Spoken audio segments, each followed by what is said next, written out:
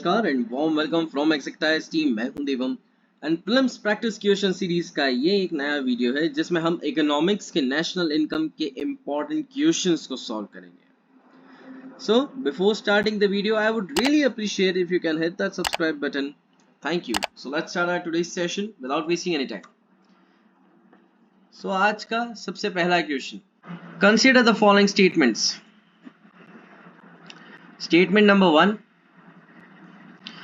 if a country is experiencing an increase in its per capita GDP, its GDP must necessarily be growing। यहां हम nominal की बात कर रहे हैं, रियल की बात नहीं कर रहे हैं, ठीक है। देखो, खैर दूसरा स्टेटमेंट भी पहले पढ़ लेते हैं। If a country is experiencing negative inflation, its GDP must be decreasing। Now listen to me. The relationship between GDP and inflation is a complex one, है ना। थोड़ा सा इनका रिश्ता थोड़ा सा कॉम्प्लेक्स है, and there is no conscious on the exact nature of this relationship, ठीक है। However, it is widely believed that there is a relationship between the two. GDP is the value of a nation's goods and services during a specific period, and it is generally regarded as an important indicator of an economy's health. Inflation refers to a situation where average price levels increases, or when the amount of currency increases, resulting in the money having less purchasing power. Do you getting what I am saying? Now see the statement number 1, what is saying? See, it is not necessary. First of all, let me tell you here, okay. An increase in per capita GDP indicates that the average income per person has increased, but it does not necessarily mean that country's GDP has grown. Why? Like, because if the population of a country decreases, suppose, while its GDP remains constant, then its per capita GDP will increase without any growth in GDP. Okay. Now, if we talk about statement number 2, here also it is not necessary. Okay. Negative inflation, which is also called deflation. Let me write it here.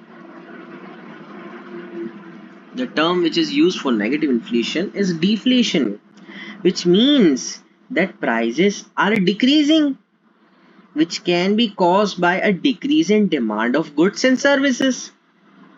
Getting? भैया deflation हो रहा है, उसके पीछे का cause क्या हो सकता है?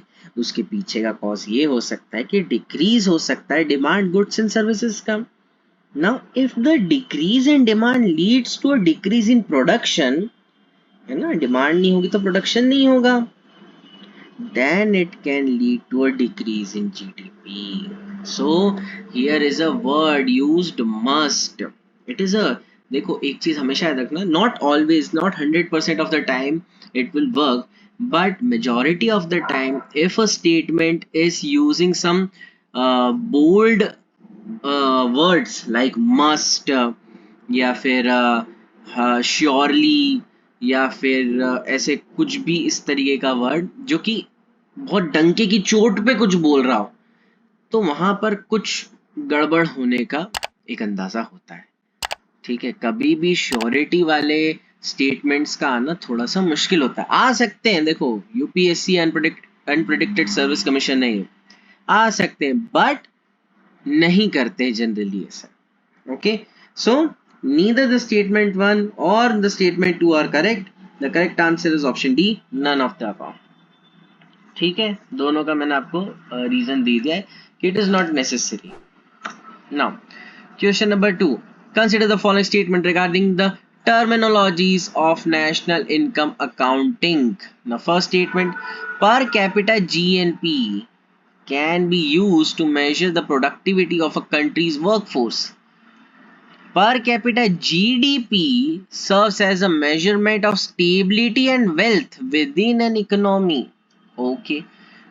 Gross value added GVA gives a picture of state of economic activity specific to a particular sector.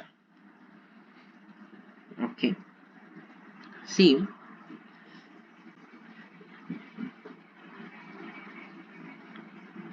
national income accounting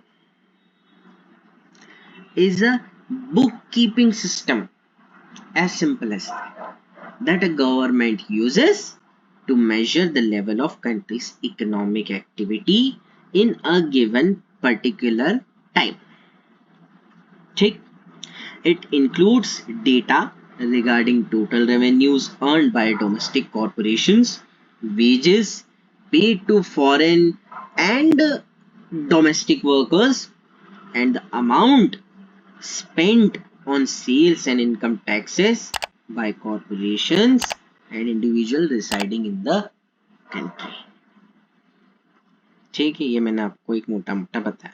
now अगर हम स्टेटमेंट्स की बात करें तो स्टेटमेंट 1 जो कि कह रहा है आपका कि पर कैपिटा जीएनपी यानी ग्रॉस नेशनल प्रोडक्ट है ना, इसका फुल फॉर्म जीएनपी का आई एम श्योर आपको पता होगा लेकिन लिख देता हूं, ग्रॉस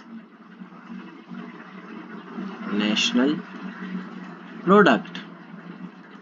ठीक है, is calculated by dividing the GNP of a country by its population. It is an estimate of average income per person in a country. It does not measure the productivity of country's workforce. So the statement is wrong, right? And the second statement, if we talk about it, it's okay. Let me first explain you that per capita GDP or gross domestic product, उसका जो मतलब है, is calculated by dividing the GDP of a country by its population. It is an estimate of the average income per person in a country. However, listen to me. However, it does not serve as a measurement of stability with an economy. GDP is an important indicator of an economy's health, but it does not provide information about the distribution of wealth within a country. ठीक है, तो ये statement भी आपका पूरी तरीके से गलत नहीं है, बट हाँ गलत है ये स्टेटमेंट, कहना ऐसा पार्शली रॉन्ग कह सकते हैं. ठीक है, नाउ स्टेटमेंट 3 ये क्या बोल रहा है, GVA gross value added gives a picture of a state of economic activity specific to a particular sector. Now it measures the contribution made by each sector to the economy and can be used to assess the performance of individual sectors. So absolutely it is a right statement. बिल्कुल सही. तो how many statement given above is or are correct? Only one statement is right. है ना, समझ आ रहा है? Moving on. कोई doubt हो तो आप पूछ सकते हो, मैसेज कर सकते हो व्हाट्सएप पे. Which among the given following statements regarding GDP, regarding gross domestic product of a country is correct? Number 1, GDP is the value of the all goods and services produced within the boundary of a nation during 1 year period. ठीक है, समझ आया? दूसरा क्या बोल रहा है कि GDP is the value of all final goods and services all produced within the boundary of a nation during the 1 period. Okay. तीसरा क्या बोल रहा है, GDP is the value of all final goods and services produced by the citizen of a nation during 1 year period. ठीक है.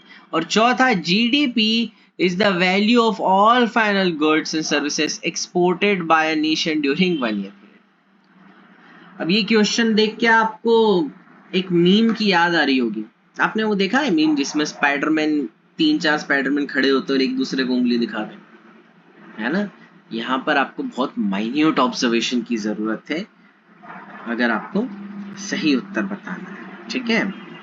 Now listen, GDP is a monetary measure of the market value of all final goods and services produced within a country's border in a specific time period, which is most probably 1 year every time. ठीक. अब हम statements पे आते हैं. So statement 1 ये क्या बोल रहा है? GDP measures GDP is a value of all goods and services produced within the boundary of a nation during 1 year. देखो, GDP measures the value of all final goods and services produced within the country's borders, not all goods and services. Okay, so because of this, all goods and services, this statement is wrong.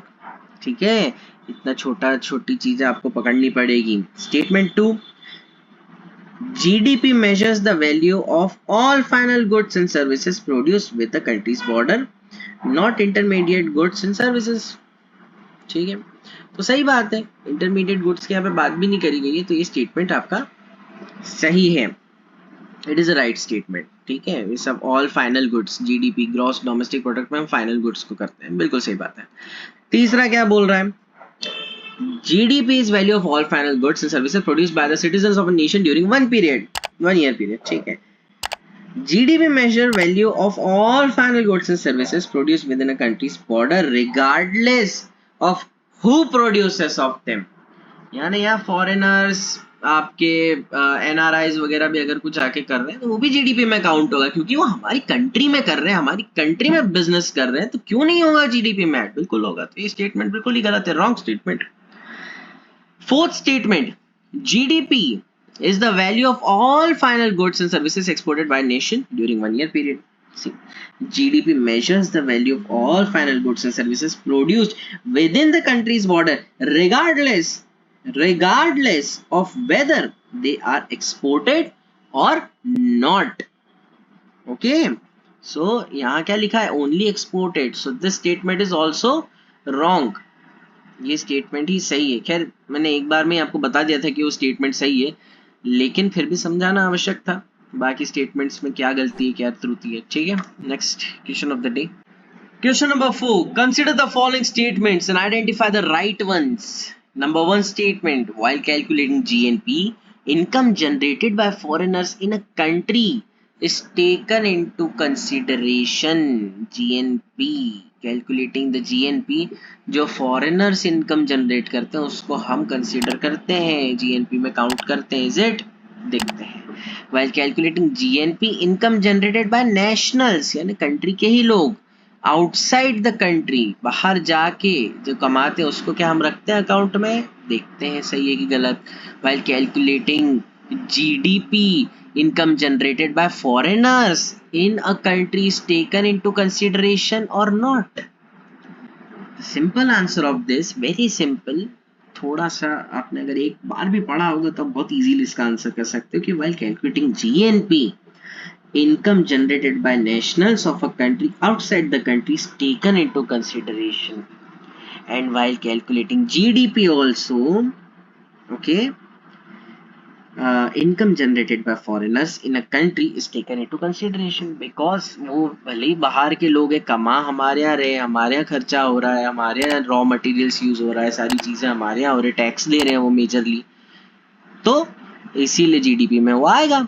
लेकिन GNP में नहीं आएगा यार. Income, वो income उनकी generate कर रहे हो तो वो फॉरेन लेके जाएंगे ना, हमारा ग्रॉस नेशनल थोड़ी ना है.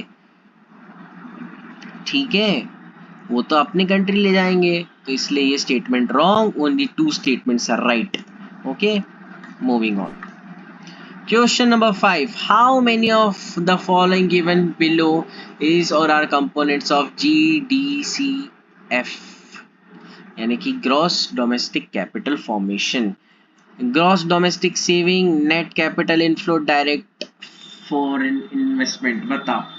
देखो, अगर आपने पढ़ा है बुक से तो वेल गुड, इस वाले टॉपिक या इस वाले क्वेश्चन को हर अलग अलग वेबसाइट ने और हर कुछ कुछ बुक्स ने भी इवन अलग अलग अपनी डेफिनेशंस थोड़ी थोड़ी दी है ऊपर नीचे, इसलिए मैं बोलूँगा कि जो हम बोल रहे हैं हमने थोड़ा सा ढूंढ के अच्छे से पढ़ के और काफ़ी टाइम के एक्सपीरियंस के बाद में आपसे शेयर कर रहे हैं इन्फॉर्मेशन, इसलिए आप ट्रस्ट कर सकते हैं।